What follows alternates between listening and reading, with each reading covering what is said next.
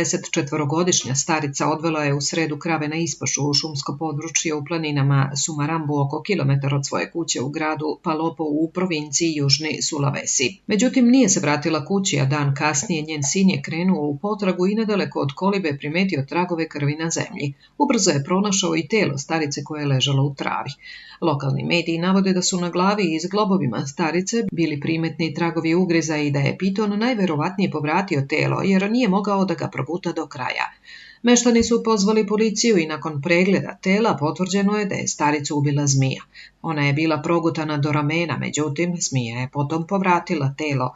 Meštani i članovi porodice su potom pretražili lokaciju i pronašli pitona dužine oko 4 metra u žbunju, rekao je zamenik šefa lokalne policije. Meštani su odmah ubili mrežastog pitona i iseckali ga na komade.